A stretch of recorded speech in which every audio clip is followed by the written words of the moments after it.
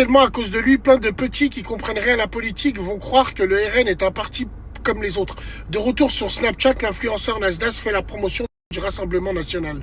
Ah, c'est grave, hein, les gens. Oh, c'est grave. Oh là là, c'est grave. Vous avez bien fait la promotion de LF Merde jusqu'à nos mosquées, jusqu'à la fin de la Gémora. Comment pouvez-vous dire que vous avez le monopole du cœur? Cette publication est à l'image de notre communauté écervelée, sans cervelle, mais handicapée émotionnelle. Pourquoi un rebeu, un maghrébin, ne peut-il pas voter droite, voire extrême droite? Pourquoi un blanc ne peut-il pas voter extrême gauche ou à gauche? C'est quoi ce délire? Est-ce que LFI est un parti politique comme les autres? Répondez à cette question. Vous les musulmans du web, clé USB, est-ce que LFI est un parti politique qui va dans notre sens religieusement? Bah répondez! Voilà, je voulais juste savoir. Donc, pourquoi vous prenez en otage les gens? Vous désignez les gens en disant son parti politique.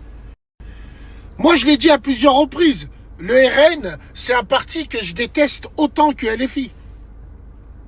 Parce que le malheur des uns fait le bonheur des autres. Que ce soit d'un camp comme un autre.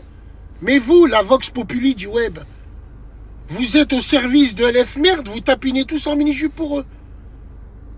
Qu'on soit clair entre nous. Donc pourquoi ça fait polémique? Pourquoi les clochards en haut, ils disent plein de petits vont voter RN alors qu'ils comprennent même pas?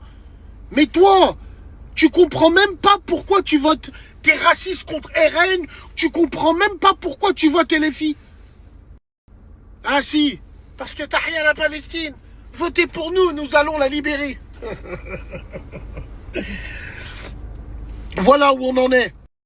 Maghrébin des réseaux, on est condamné à suivre une ligne de conduite inspirée par les Echi Bobo, inspirée par les sœurs les Caire, inspirée par ça. Donc, je me le répète encore une autre fois. Vous n'avez pas le monopole du cœur. Ça ne veut pas dire qu'on est des rebeux, qu'on doit suivre une ligne de conduite. Absolument pas. Le parti politique, c'est personnel. C'est que tu te reconnais dans leur programme. Et ça peu importe ta couleur et ton origine. Tout simplement. On en parlera. Salam alaikum. J'ai une question à 30 millions d'euros à tous ces maghrébins en plastique, abreuvés et élevés à la gauche, voire à l'extrême gauche. Vos gouvernements, quand vous rentrez au bled, ils tirent vers quoi? Tiens, toi là en haut, là, le Marocain qui a des bouclettes sur le front. Ton royaume là-bas, la royauté, le gouvernement marocain, il tire vers quel parti si on doit juxtaposer avec la droite, voire l'extrême droite? Toi, l'Algérien qui est si fier, qui est soumis à la gauche ici en France, ton gouvernement en Algérie, il tire vers quoi? Vers la droite et l'extrême droite. Moi, le Tunisien, je suis au courant que mon gouvernement au bled tire vers la droite, voire l'extrême droite. Donc comment ça se fait que vous dites rien quand vous rentrez au bled? Parce que finalement, vous n'êtes pas concernés, vous êtes des Français. Vous êtes de France. Tu sais que vous le vouliez ou non. Tu vois ce pays que tu dégueules tant là? Bah t'es un enfant de la France. Et ça, on le voit dans tes choix politiques parce que t'es contradictoire. Bande de clochards. Ouais. C'est tout ce que je voulais dire. Bon dimanche à vous, salam. Jusqu'à ton audimat. Bardella, c'est une coquille vide, monsieur Mélenchon. Les musulmans, ils ont peur. Moi, le premier, je l'ai dit dans mes émissions de radio qui datent de 2 piges. Un an, je disais que Bardella est une coquille vide. Qui t'a dit de voter pour le RN? Qui t'a dit de voter pour Bardella? Moi, je te le dis. Non. C'était à l'image de notre communauté. Je me le répète encore, d'handicapés émotionnels. Les Maghrébins de 2026. Tu rendras des comptes, tu paieras des comptes, tu verras le jour al-Qiyamah. Et tu verras. Tu vois, c'est avec ce genre de commentaires que je me dis, les partis politiques qui nous utilisent ont bon dos. Et surtout, auront une longue vie. Bande de hamars que vous êtes tous. Parce qu'on parle de LFI, on vote forcément le RN. Donc je me le répète encore une autre fois, je chie sur le RN comme sur LFI. Il est où le blême? Qu'est-ce que tu vas me dire maintenant? Bande de hamar que vous êtes. Quelle honte ces gens-là. Quelle honte. Wallah l'azim. Le niveau... Vous savez même pas lire l'heure avec les aiguilles. Comment tu veux qu'on parle avec vous de ça? Salam alaikum les gens. Ce soir à la radio, je vais faire un appel. Je vais faire un appel et nous allons nous organiser pour effectuer des rondes autour de certaines mosquées. Parce qu'il y a des mosquées où ces tapettes ne viendront jamais. Mosquée Al-Farkan à Vénissieux, mosquée à Saint-Fond, mosquée à la Duchère, mosquée à Vaux-en-Velin, mosquée à Bron, mosquée... Ils viendront jamais. Ou même s'ils viennent, ils n'ont pas le temps, parce qu'il y a des caméras et il y a des rats qui sont autour. Ils viennent juste à la Croix-Rousse, en ville, là où il y a les mosquées en ville. Il faut absolument qu'on organise à tour de rôle des rondes de nuit et leur montrer qu'on est là. Et s'ils veulent régler un problème, ils sauront qu'on sera là quand ils viendront. Donc, restez bien branchés. Wallah, wallah, wallah, je vais le faire. Je vais mobiliser les gens, essayer de mobiliser les gens en leur disant, frère, si t'as rien à faire le soir, viens, on se pose là-bas. Venez, on se pose à la mosquée. Venez, on tourne aux alentours de la mosquée. Et tu verras qu'il n'y aura plus de tac comme ça. Parce que ces tapettes le savent. À Lyon, en ville, à Lyon 4e. Mais on va s'organiser pour ça. Donc voilà, mesdames et messieurs, ils veulent taguer nos mosquées. Ben, c'est à nous de nous organiser. Et surtout, de voir qu'est-ce qu'on peut faire, qu'est-ce que les rats ils peuvent faire en ronde. En ronde autour de la mosquée. Aucun lieu de culte ne doit être touché, qu'il soit juif, bouddhiste, chrétien, tout ce que tu veux. Un lieu de culte, c'est un lieu de culte. Mais vu que vous êtes des lâches, on va s'organiser et on va bien finir par vous péter. Et venez avec les decks, hein, venez avec les CRS, venez même avec l'armée. On sera dans notre hack. Donc restez bien branchés. Et on va vous montrer à tous ceux qui ne sont pas de notre ville, on va vous montrer comment ces gens-là, ils rasent les murs. Puis moi, j'ai un message à leur lancer à eux, là. Venez, on crève l'abcès.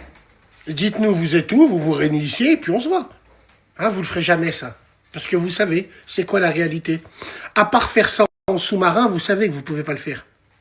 Voilà. Nous, on vous attend toujours à Bellecour à 14h un samedi. Hein, non. Donc voilà, c'est un message bienveillant que je leur dis. Au pire des cas, si vous voulez qu'on crève l'abcès définitivement à Lyon, pas de problème, les gars. Organisez-vous et vous m'envoyez un message. Bassem, rendez-vous là. Même si on sait que vous allez venir avec les decks, on n'en a rien à foutre. Rien à branler. Parce que nous, on va rien casser. On veut juste vous voir, vous. Donc voilà. On se rapproche du Ramadan. Et j'aimerais faire une vidéo préventive, même si toutes les années, on essaye de la faire. On est obligé de la faire aujourd'hui. Il y a le Ramadan qui arrive bientôt et il va y avoir ces cafards qui seront au feu rouge. J'appelle ça des cafards parce que quand nos parents ou quand des gens comme nous, on peine pour eux et leur ramène de la nourriture parce que c'est Ramadan, ils en ont rien à foutre. Donc vous allez assumer. Soit vous leur donnez rien ou soit vous leur donnez de l'argent. Raham waldikum, n'achetez pas de nourriture, ils vont tous la jeter après. Je l'ai vu de mes yeux. Toi, tu penses que c'est Ramadan, les gens, ils sont là parce qu'ils ont faim, ils s'en battent les couilles, ils veulent que l'argent. Même le Ramadan, je ne sais pas s'ils le font après, chacun voit comme il veut ça. Mais Wallah, c'est un vrai sujet dont j'ai envie de parler avec vous. Donc, soit vous assumez, vous faites les truffes, vous leur donnez de l'argent, vous faites ce que vous voulez, vous leur donnez ce que vous voulez. Mais si vous allez acheter de la nourriture, du halib, du si, pour leur ramener au feu rouge, Wallah, déjà, ils vont tirer la gueule. Et en plus, ils vont jeter tout ça à la fin. Vous êtes au courant que ces gens-là, ils sont pris en charge par l'État quand même? Est-ce que vous êtes au courant? Est-ce que vous êtes au courant que Oximou Bilal Adim, celui un jour qui était au feu rouge à Carrefour Vénissieux, il est monté dans un Charan turbo diesel Volkswagen. Même moi, je ne l'ai pas. Charan TDI de 2019. Feu LED et tout. Nous, par exemple, à Vénissieux, ce qui est extraordinaire, c'est que d'un seul coup, tu les vois arriver. Et le pire, c'est que ils font des études de marché. Par exemple, sur Lyon, ils vont que dans les endroits où il y a des Arabes qui ont le cœur sur la main. Vaux-en-Velin, Vénissieux, Villeurbanne. Ils se mettent là où nos mams, elles vont acheter. Et quand nos parents, nos papas, nos mamans, elles vont acheter, ils ont du cœur, les pauvres, ils savent pas, ils connaissent pas leur vice. À chaque fois que tu leur donnes une pièce, ils te sourient, ils ont les dents en or. Mais frérot, il faut arrêter. Donc moi, je vous dis, chacun fait ce qu'il veut. Wallahi, tu veux leur donner de la nourriture, donne-leur. Tu veux leur donner de l'argent, donne-leur. Mais à la rigueur, si tu veux leur donner hija, eux, ils sont plus intéressés par les thunes. Ne va pas acheter des denrées alimentaires, wallah, ils vont les jeter. Et ça, c'est gaspiller, jeter de l'argent par les fenêtres. Donc, faites ce que vous voulez. Moi, perso, je leur donne rien, niet, rien. Mais si vous voulez donner hija, donnez ce que vous voulez, mais faites attention, la nourriture, c'est... Salam alaikum, bonjour les gens. J'aimerais vous parler d'un ressenti que j'ai. Et d'une phrase que je répète souvent. Et là, j'ai envie que l'histoire se répète. Je te jure que c'est vrai. Aujourd'hui, je suis dans un sentiment où j'ai envie que l'histoire se répète. En France, on a toujours eu des crises majeures. La dernière en date, on peut la dater, était la Révolution française. Mais 68, je la compte même pas en tant que crise. On a tout rasé. On a fait table rase. On a été tranquille pendant 200-300 ans. Est-ce qu'aujourd'hui, on le sait, l'armée le sait, la police le sait, les gouvernants le savent, la population le sait.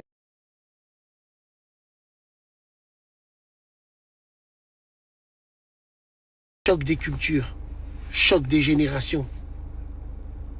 On y arrive. Donc moi, je souhaite une chose. S'il y a le chaos dans ce pays, qu'on le fasse bien. Comme ça, après, on peut repartir à zéro. Pas pour notre génération, pour les prochaines générations. C'est l'histoire du monde. L'histoire du monde a toujours eu besoin d'un reset. Tout le monde, dans n'importe quel... Après, on peut repartir à zéro. Pas pour notre génération, pour les prochaines générations. C'est l'histoire du monde. L'histoire du monde a toujours eu besoin d'un reset. Tout le monde, dans n'importe quel pays, ont toujours eu besoin d'un reset. C'est comme ça. On est programmé comme ça. Et j'ai pas envie de pointer du doigt le gouvernement, parce que ça va bien au-delà de tout ça. Mais tu vois, un mec comme Macron, qu'est-ce que je me dis?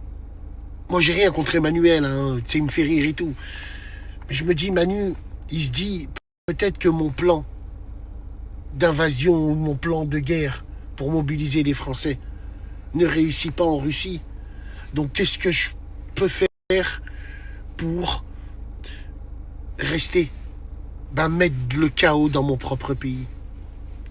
Ce qui est arrivé à Quentin, ça me fait penser à ça. Parce que normalement, il y a la DGSI qui est présente sur les lieux. Nous, les musulmans, quand on fait les prières dans des rues, il y a des snipers sur les toits. Toute proportion gardée quand je dis ça, mais on est surveillé comme le lait sur le feu. Parce qu'on fait des prières en pleine rue. Là, je vais vous lire une lettre après, vous allez comprendre. Qu'est-ce que fait l'État? Qu'est-ce que cherche l'État?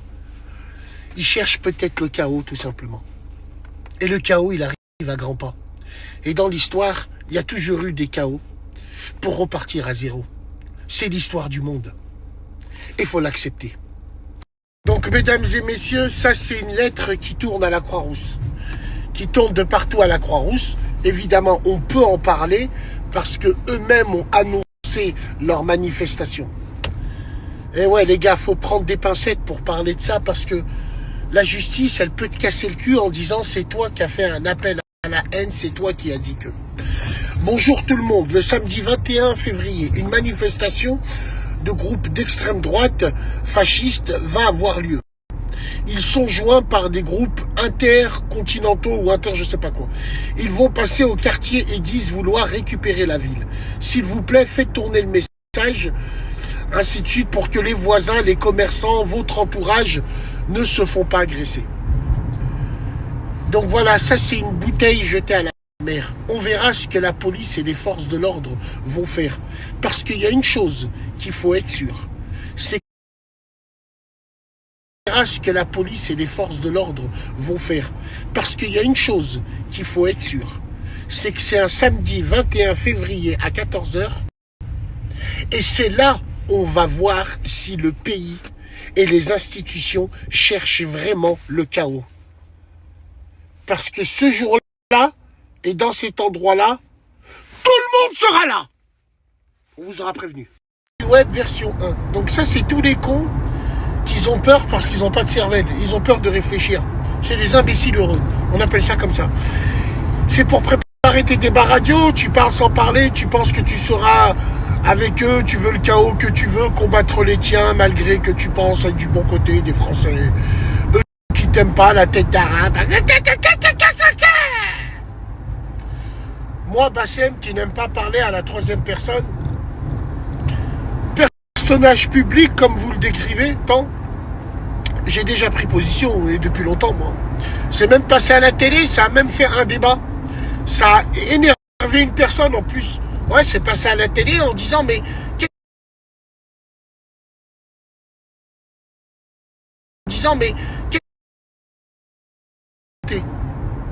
Qu'est-ce qu'il a voulu dire?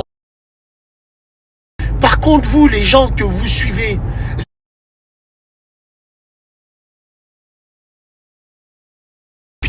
dites-leur de prendre position, comme moi j'ai pris position.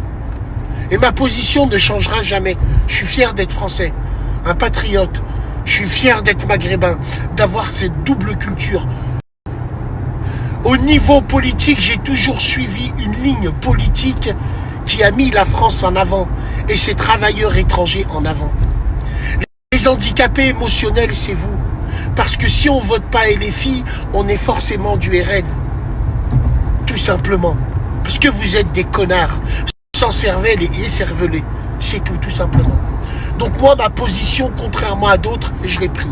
Il y a encore les reportages à la télé. Si tu as envie, je peux te le remettre. Tout simplement. Soyez braves gens, comme dans le Moyen-Âge, pour les troubadours. Gardez vos enfants chez vous. La mosquée n'est pas un centre aéré. Barakallahu fikum. La mosquée n'est pas une nurserie. Gardez vos flours mal élevés chez vous. Merci beaucoup. Toi, l'adolescent, la mosquée, c'est pas TikTok. Là, d'ailleurs, j'aimerais lancer un appel. Le premier sale merdeux qu'on voit faire des lives dans des mosquées, on met sa photo en grand derrière l'écran à la radio. Et on le mettra wanted. Ceux qui font des lives à la mosquée. Merci, barakallahu fikum. N'oubliez pas de couper vos téléphones portables. Vous irez faire vos airdrops avec la crasseuse qui est en haut, qui a identifié les pieds, avec Shaïma à la mosquée. Vous ferez vos airdrops dehors. C'est tout. Le tarawih, c'est pour des gens qui veulent faire la salade. Le tarawih, c'est quelque chose de très très dur. Donc si vous mentez à vos parents en disant vous allez au tarawih, faites ça jusqu'au bout. Venez pas là-bas, allez au parking du Quick là-bas. De toute façon, on vous connaît, vous allez tenir 2-3 jours. Après, finalement, le tarawih, il va devenir court, et puis vous allez vous barrer, et c'est tant mieux. Donc, s'il vous plaît, les poussettes et les landos, là, elles ont rien à faire à la mosquée. Ben ouais, bien sûr. Alors, évidemment, tous les gens qui vont se sentir visés, ah, c'est grave, ils croient que la mosquée, ah, c'est grave.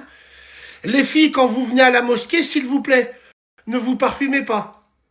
L'année dernière, à la mosquée, je dirais pas le nom, Oqsimu Billal Azim, dehors, les femmes ont failli se mélanger aux hommes, tellement qu'il y avait du monde, et tellement qu'il y avait des téléphones portables qui étaient allumés. Ok? Donc quand je vais faire le tarawih, on dirait que je rentre à Sephora à cause de vous. Tellement ça pue le parfum. Mettez pas vos parfums, là. Vous venez à la mosquée, vous mettez hypnotique poison, vous avez pas honte? Vous avez pas honte? Donc voilà, c'est des consignes, c'est très important. Et puis moi, mon rêve a toujours été de mettre un agent de sécu chauve à la mosquée. Un mec, il a pas de religion. Il travaille juste. C'est pas possible ce soir. Il est balèze, il zozote. C'est pas possible ce soir. C'est pas possible. Putain, j'aimerais trop faire. Je suis à la mosquée. C'est les malikoum. C'est pas possible ce soir. C'est pas possible, il y a trop de monde. Rentre, Haja, vas-y. T'étais venu avec qui, toi? Avec toutes tes copines, d'accord? Non, rentre, Haja. C'est pas possible ce soir.